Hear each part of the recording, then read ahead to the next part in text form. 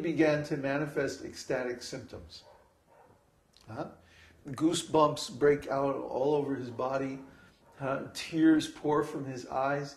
His throat becomes choked up and he can barely speak. All he can say is Krishna, Krishna. So Lord Caitanya began to manifest these ecstatic symptoms at the time of seeing the lotus feet of Vishnu and meeting his Guru Maharaj. So all the brahmanas there who were offering, every day they offer like hundreds of pounds of flowers, sandalwood pulp, perfumes, ghee, so many things they offer to lotus feet of Vishnu. Still going on today if you go to Gaya.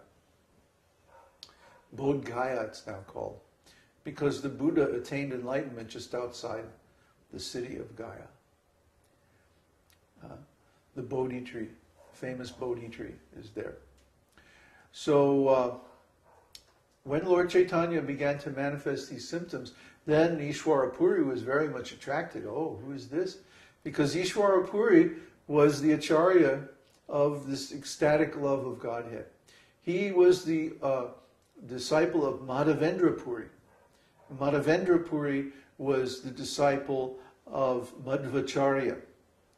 So this is our link to the Brahma Sampradaya, is through Madhavendra Puri and Ishwara Puri. So when Lord Caitanya began to manifest these ecstatic symptoms, immediately Ishwara Puri was attracted. Oh, who is this beautiful young man who has so much love for Krishna? Up until that time, Lord Caitanya had manifested the symptoms of a great scholar, very intellectual, very dry, very competitive, He would go to the public place on the banks of the Ganges, the Ghats, and he would say, I am the greatest scholar. I challenge anyone who can defeat my conclusions. And he would talk very arrogantly like that.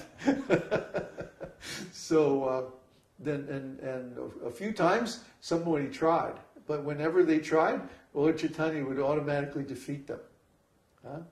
And then he would say, but now listen, and I will defeat my own conclusion and establish a new conclusion. And then he would do this again and again, and their minds were just reeling.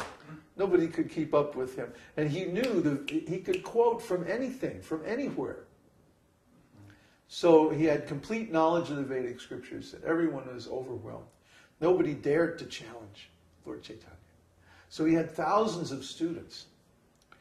And anyway, he had become the greatest famous scholar in all of India. And then he went to Bodh Gaya and immediately began to manifest symptoms of devotional service. These symptoms are given in many great songs by the Vaishnava acharyas.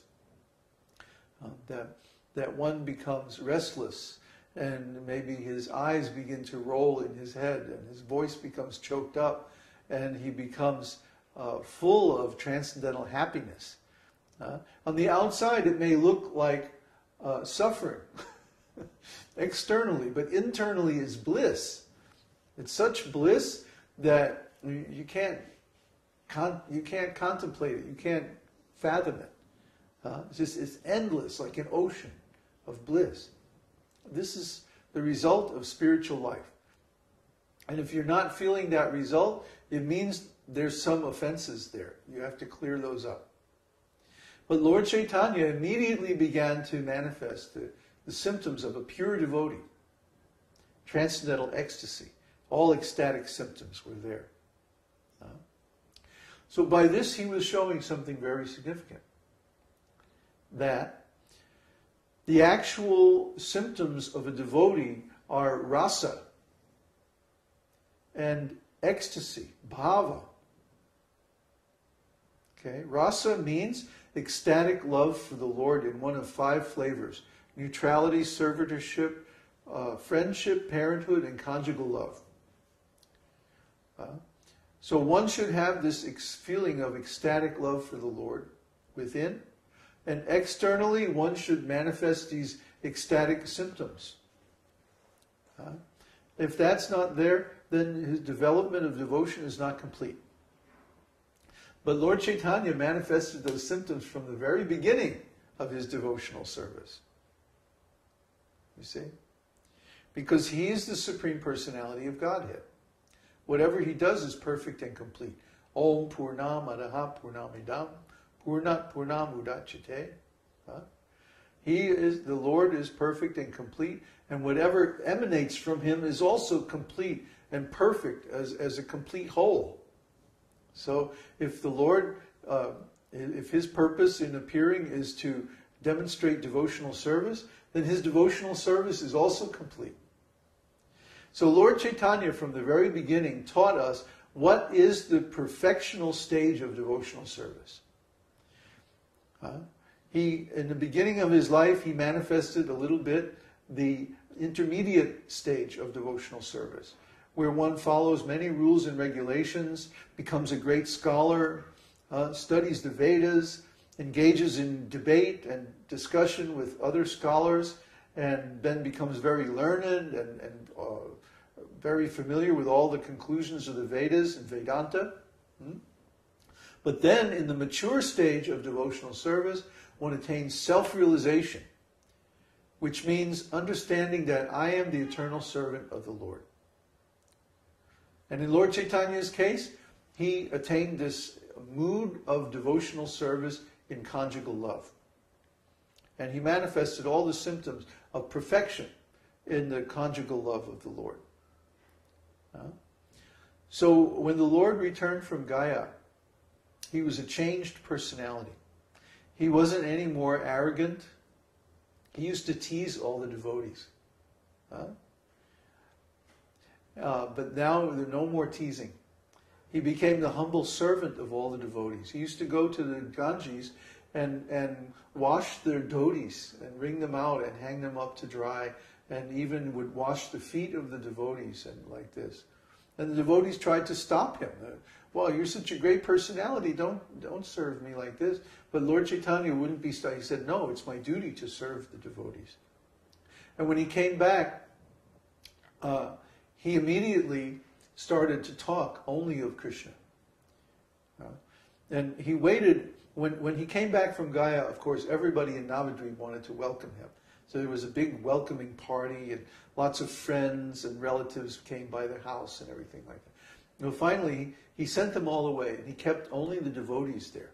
He said, I have something confidential I want to discuss with you.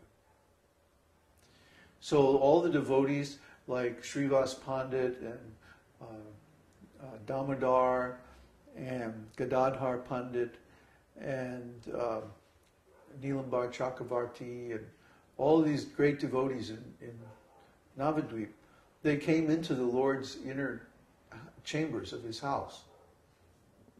And he began to discuss with them. He said, where is Krishna? I saw Krishna and then he disappeared. And since then I haven't been able to see him, and I can't take this pain of separation. What am I going to do? And again he began to manifest all these ecstatic symptoms. And the devotees were overwhelmed. They had never seen so much devotion. And this was the moment they had been waiting for years.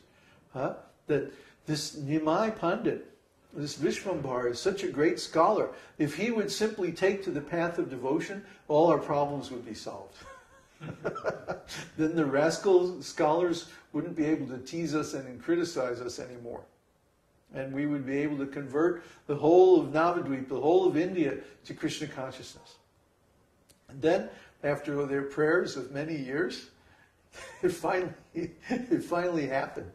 Lord Caitanya then manifested all the symptoms of pure devotion in front of the devotees.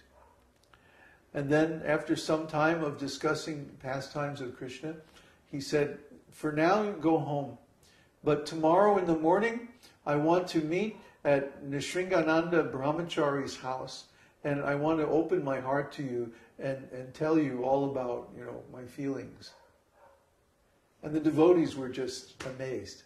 They were like, oh, finally our prayers have been answered. Nimai Pandit has become a great devotee.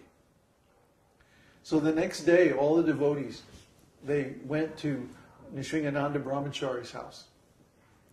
And Lord Caitanya came there, and then he began to explain his feelings, that I saw Krishna, the most beautiful blue cowherd boy, and then he disappeared. Well, where has he gone? And he began to get totally ecstatic and fall on the ground and cry. Not just cry, but like rivers of tears would come from his eyes. Lord Caitanya, of course, is the Supreme Lord. So his transcendental form is extremely potent.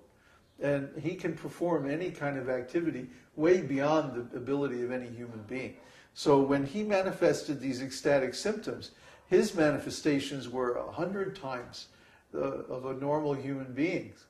And so he began to chant and dance and sometimes fall on the ground and cry, and so many symptoms all at once. It was like wave after wave.